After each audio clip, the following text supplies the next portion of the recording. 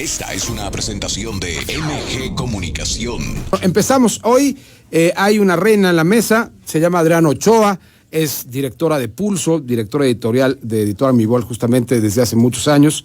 Es la autora de una de las columnas más influyentes de San Luis Potosí, que se llama La Cábala, es directora de la escuela, de la Facultad de Ciencias de la Comunicación de la Universidad Autónoma de San Luis Potosí y está con nosotros esta tarde. ¿Cómo estás, querida Adriana? Muy bien, muchas gracias. Al auditorio también, muchas gracias. Y tenemos a dos de nuestros siempre cruzados, fantásticos amigos, opinantes, pues fragorosos de la vida pública, don Osvaldo Ríos Medrano, extraordinario analista político, columnista en muchísimos espacios, también uno de los hombres mejor informados de San Luis Potosí. ¿Cómo estás, Osvaldo, querido? Bien, Jesús, con el gusto de siempre, y bueno, un placer tener a Adriana Ochoa con nosotros en esta tarde, y por supuesto a nuestro habitual y querido amigo Jorge Saldaña. Don Jorge Saldaña, director de la orquesta, también hoy una de las plumas más filosas y más agudas de San Luis Potosí, un hombre que además tiene un récord impresionante con su medio que ya va a cumplir 10 años, ¿no?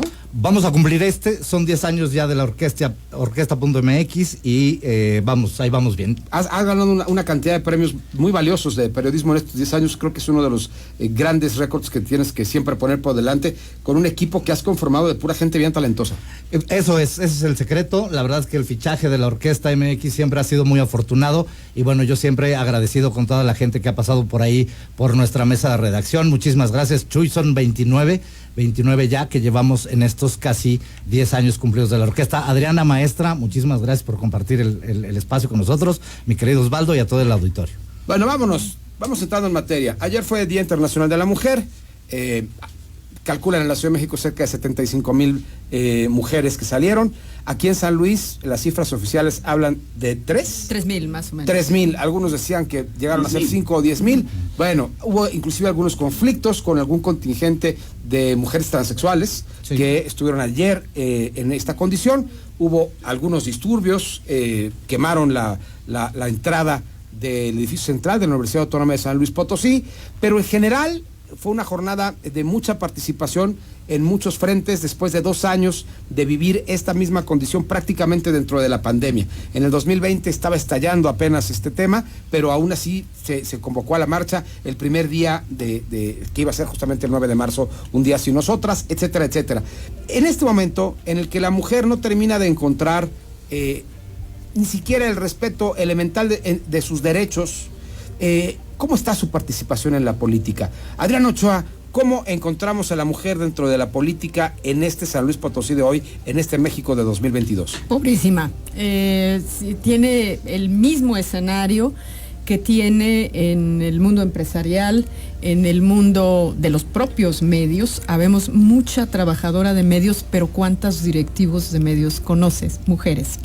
Bueno, usted parte el queso aquí, no, bueno, digamos que he tenido más posibilidades y se me han abierto más puertas. He sido más afortunada también. Eso tiene mucho que ver. He encontrado gente que no ha tenido el pique, vamos, de que no, es mujer a un lado. Me los encontré en el camino, pero quedaron abajo, en las escaleras de abajo. No sé cómo. Esto es un medio difícil. Pero igual en el medio empresarial estaba viendo en la industria de aviación en México de 72 empresas. Dos directivas en el mundo de la aviación. Todavía cargamos con la mayor parte del grueso de población en pobreza y demás. En política, ¿cómo está? Creo que se han abierto espacios, ha tenido que forzarse el camino con estas cosas de cuota. Yo personalmente no estoy de acuerdo en que haya que asignar candidaturas por cuota. No me gusta, pero pues es el camino que se ha tenido que tomar y que haya tenido que forzarlo, porque incluso cuando empezaron, yo no sé si te acuerdes de aquel fenómeno de las Juanitas, sí, claro, de que abrieron la puerta, exigían un porcentaje, ponían una candidata al frente, pero era para que renunciara en cuanto llegaran y, claro, y subía el señor. Entonces han tenido que forzarlo por mal comportamiento de la sociedad en sí, han tenido que forzar esta situación y no han faltado quien se aproveche y utilice estas cosas para escalar por la vía de la cuota. También hay, creo, no hay diferencia entre las capacidades de hombres y mujeres, y tampoco hay diferencia en la malicia a veces. O sea, pensar que, y mira que la malicia va ligada a la inteligencia. Para ser malicioso necesitas que te gire poquito la piedra.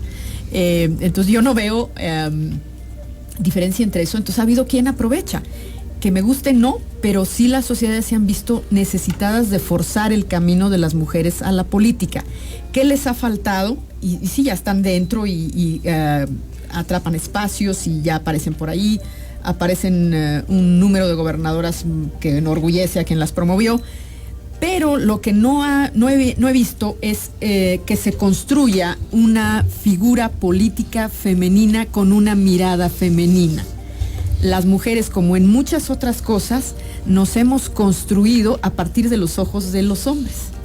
Entonces, las mujeres en la política no han logrado construirse como figuras políticas de una manera distinta de los hombres. Es muy rara la figura femenina que en la política se construye con una mirada propia. De los pocos casos que tienes es la señora Merkel, que es irrepetible. Sí. De ese tipo. Ex canciller alemana. Sí, que acaban cometiendo las mismas cosas que hacen los hombres porque se construyeron en política con una mirada masculina. Eso nos hace falta. Tremendo. Osvaldo Ríos, la 4T se ha convertido en pues una emisora de dobles discursos, ¿no? Por una parte, Claudia Sheinbaum es abiertamente ya no sé cómo decirle, la delfín. Oh. Sí, bueno, pues sí. Uh-huh.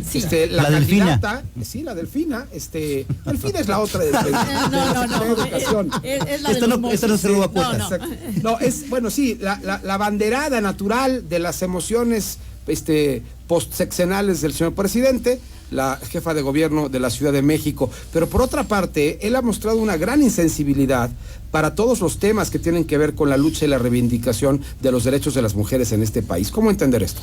Pues es que un discurso era en la oposición cuando era fácilmente granjeable electoralmente, el discurso feminista que exigía posiciones, que exigía esclarecer feminicidios, desapariciones forzadas, etcétera. Y otra cosa es tener que ser un gobernante que rinde cuentas de la ineficacia y de la falta de resultados justamente en esos temas.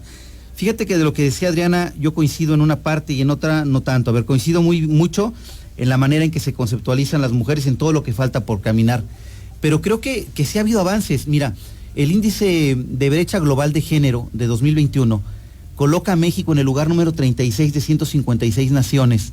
Digamos, falta muchísimo, es una brecha del 75%, pero aún así en el contexto global no es una posición tan digamos, desperdiciada. Y ahí te van otros dos datos. Si hablamos de paridad legislativa, México es el segundo o tercer país con más paridad legislativa en el mundo, gracias justamente a la paridad constitucional. Porque cuando se establece la mitad y mitad, hombres y mujeres, entonces se vuelve obligatorio y se logra la paridad. ¿Qué ocurre? Cuando esta paridad horizontal comienza, es muy cuesta arriba. Por ejemplo, ya tenemos 6 gobernadoras y es producto de la paridad horizontal. Es decir, cuando se obligó a que no solamente se postulara a mujeres en cargos legislativos, sino también ahora en el Ejecutivo, aunque la gente no las vota tanto como vota a los varones, hay una prevalencia de voto electoral machista. Y aquí en San Luis Potosí, por ejemplo, otro dato que contrasta es, tenemos un gobernador que tiene un gabinete con apenas 3 secretarias de Estado, cuando en la campaña se comprometió a tener más mujeres que hombres, es decir, un indicador de 60% de mujeres en el gabinete. Y no solo está lejos, está lejísimo. Yo creo que no ha habido menos representación de mujeres que en este gobierno. Y la otra, al mismo tiempo, el Congreso del Estado es encabezado por una mujer y el Poder Judicial es encabezado por una magistrada. A nivel municipal tenemos, si no recuerdo mal, 16, 17 alcaldesas de 58, que es un número creciente en virtud de la paridad horizontal. Entonces concluyo, creo que los avances que se han tenido tienen que ver con las reformas constitucionales y las cuotas, y que en este momento la 4T es la principal enemiga de las mujeres porque las ha convertido en un sector expoliante electoralmente, y creo que la metáfora idónea es afuera las mujeres detrás de las vallas y dentro de las vallas el presidente con mujeres afines gritando es un honor estar con Obrador en el día 8M, es decir, el Día Internacional de las Mujeres. El tema en Palacio Nacional fue López Obrador. A ver, la manipulación de las mujeres, ya sea por cuota por necesidad política, por simulación. El Partido Acción Nacional, que tiene la agenda más conservadora de este país, tiene hoy por primera vez a una dirigente estatal, mujer, electa, pero cualquier persona con 3 dedos de frente sabe que el grupo que ha estado manejando los hilos del PAN en los últimos tiempos la impuso. Se trata de Verónica Rodríguez, no le gusta que hablemos de este tema, no me importa, tenemos que hacerlo. ¿Hasta dónde las mujeres realmente han tenido una posición de decisión en San Luis Potosí en los últimos tiempos? La última alcaldesa en la capital que fue electa, porque sí hubo algunas que tuvieron que entrar al quite cuando pedían licencia los alcaldes electos, pues fue Victoria Labastida, y literalmente recibió un linchamiento masivo espectacular, con razones seguramente para algunos y en otros casos excesivo, tremendo. Entonces, ¿cómo estamos en este perfil en San Luis Potosí, Jorge Saldaña? Bueno, en San Luis Potosí específicamente, yo siento que claro que hay mujeres que han llegado por sus propios méritos, más allá de la cuota. Yo estoy de acuerdo en que era necesario la cuota constitucional para que llegáramos a esto. Si no mal recuerdo, fue solamente hasta 2018, la legislatura anterior, y esta 2021-2024, en la que estamos mitad y mitad en cuanto a representatividad, ¿no? Digamos, en lo electoral tuvo que ser obligado para que esto funcionara así, y yo creo que eso está muy bien, siempre y cuando se vea como un piso y no como un techo, ¿no? Es decir, que no haya esa limitación de hasta el 50 y 50 y ya, porque esto simplemente es cumplir la cuota. En San Luis Potosí me parece que sí ha habido mujeres valiosas construidas desde su identidad.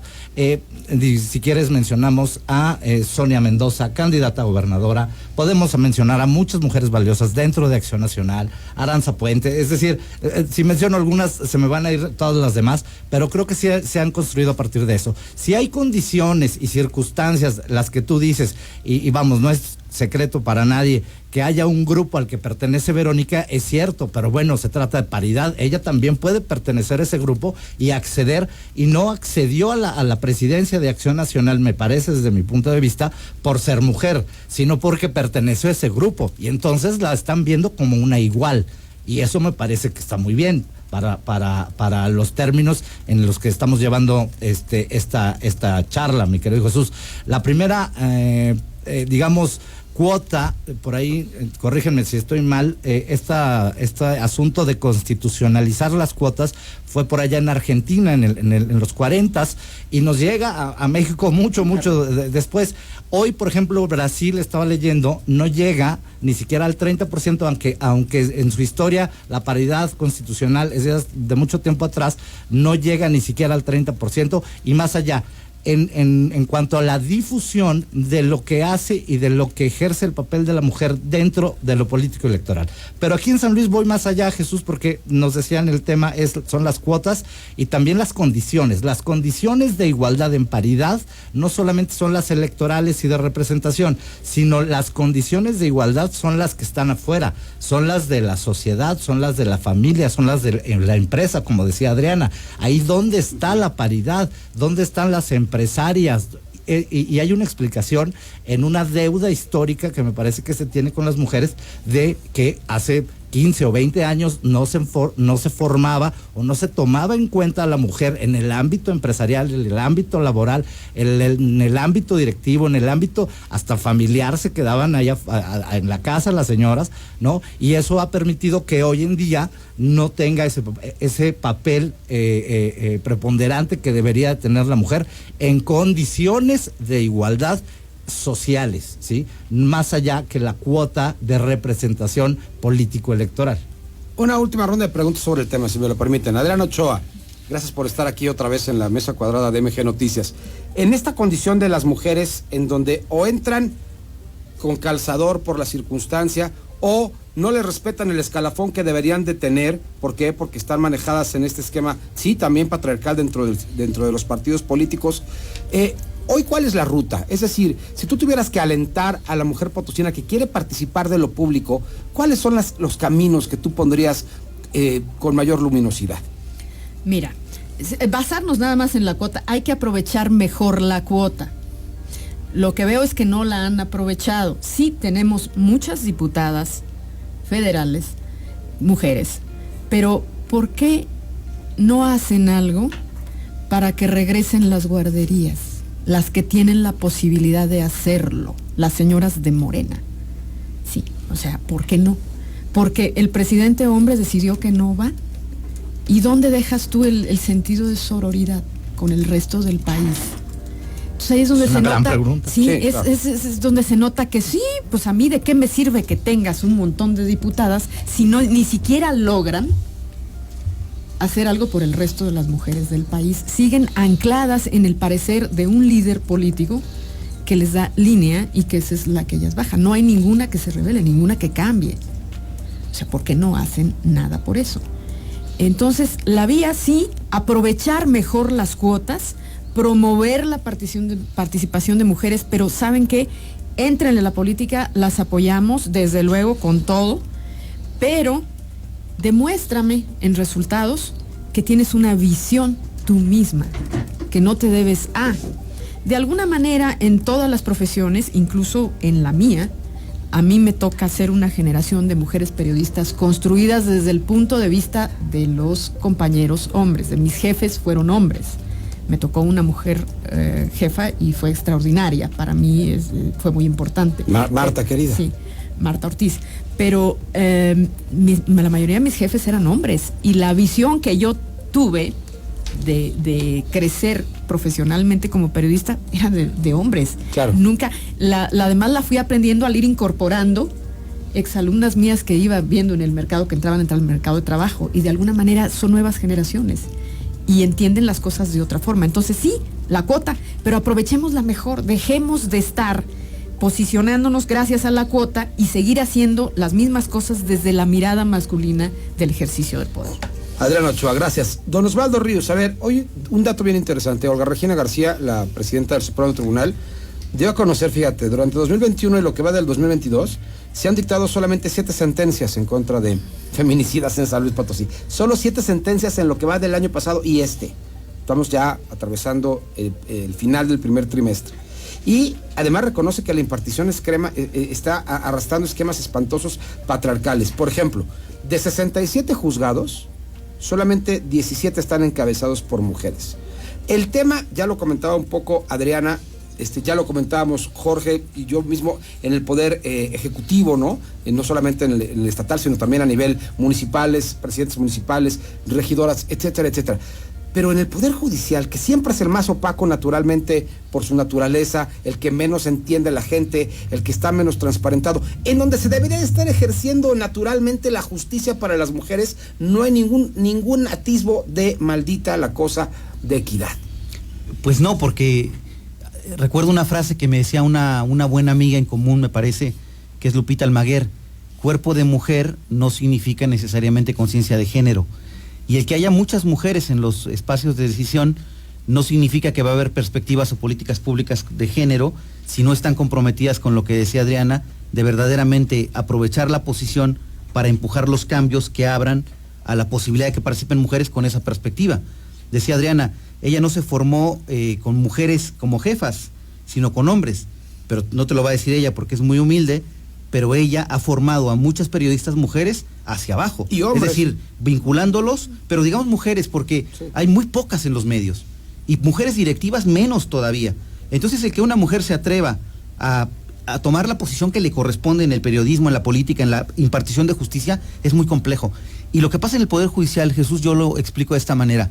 Hay mujeres ahí con un talento y con una claridad en el tema de la perspectiva de género, impartir justicia con perspectiva de mujeres, como Rebeca Medina o como la propia Olga Regina, pero sus visiones no son mayoritarias en el seno del Pleno del Tribunal.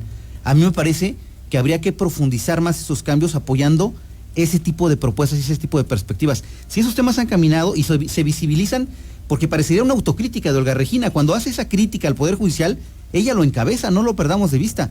Y te pongo un ejemplo que como el cuerpo no significa conciencia de género. El rector le preguntan hoy qué opina de que le quemaron la puerta de la universidad. Y dice, la pintura, la puerta, los inmuebles, todo se puede reparar, pero la violencia hacia las mujeres no. Esa es perspectiva y esa es conciencia de género, que se pone por encima de la situación de un inmueble o una situación que se puede... Mañana va a estar bien la puerta, o en una semana va a estar bien. pero el problema del agravio a los feminicidios que siguen impunes no va a pasar en una semana. Y esa agenda me parece que la tenemos todos y todas, no solamente quienes como mujeres u hombres están en instituciones públicas enfrentando un problema verdaderamente grave. Querido Jorge Saldaña, ayer también en el Congreso llegó un contingente comandado por Amanda González, una mujer de origen náhuatl, a exigir por primera vez porque en este país de por sí ser mujer es una jodidez, ya que decirlo con todas sus letras, pero ser una mujer indígena es ya lo peor de lo peor de lo peor, y entonces no estamos entendiendo el lugar. También el tema de las cuotas de género y las cuotas indígenas en los partidos es una locura. Sí, no vamos a terminar, y de hecho sí ya hay propuestas para que haya cuota para pueblos originarios, digamos, para miembros de la comunidad LGBT, etcétera. Vamos a terminar con decir, bueno, entonces tienes que ser indígena y LGBT y discapacitado, y entonces, porque también representas una parte de la sociedad y nos vamos a hacer bolas, ¿no? Primero creo que tenemos que resolver este asunto práctico de la paridad. Y quiero aprovechar aquí rápido, hablando de mujeres en el periodismo, que se mencionaron, por supuesto a Marta, que tuve el honor de conocerla. Mi primera jefa en el periodismo fue Lidia Huache, ¿sí? Ella fue mi primera jefa y siempre lo recuerdo y siempre se lo reconozco y la saludo.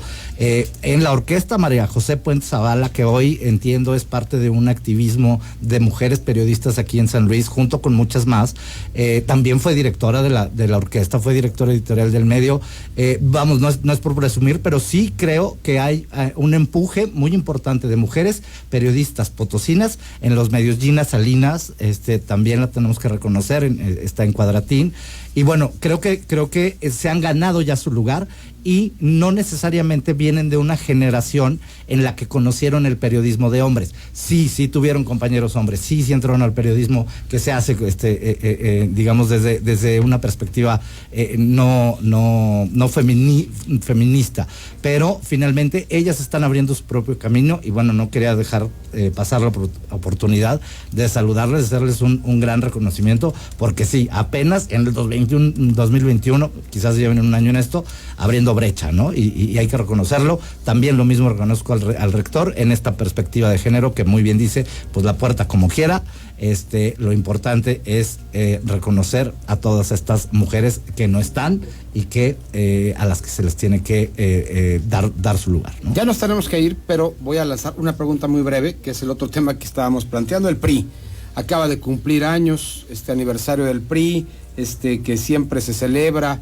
Yo no vi mayor celebración, porque yo no existe el PRI.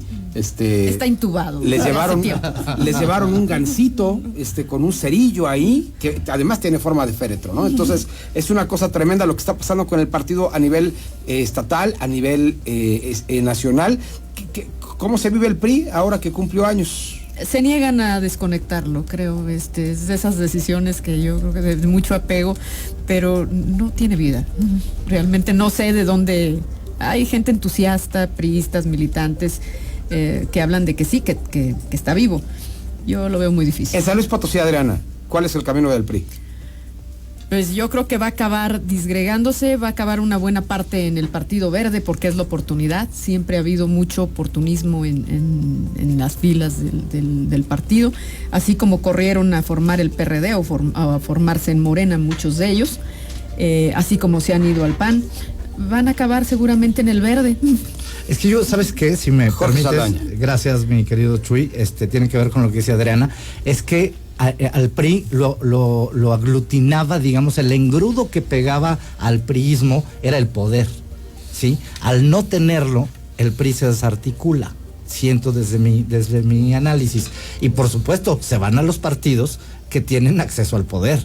Por supuesto que va a haber priistas hacia Morena, corriendo hacia MC y corriendo al Verde. ¿Por qué no? Pues porque hoy gobierna San Luis Potosí. Entonces, el aglutinante importante del PRI era ejercer el poder después de la revolución, y hoy que no lo tienen, parece un PRI apagado, un PRI entubado, como bien lo dice Adriana, un PRI como ahí hibernando, ¿no?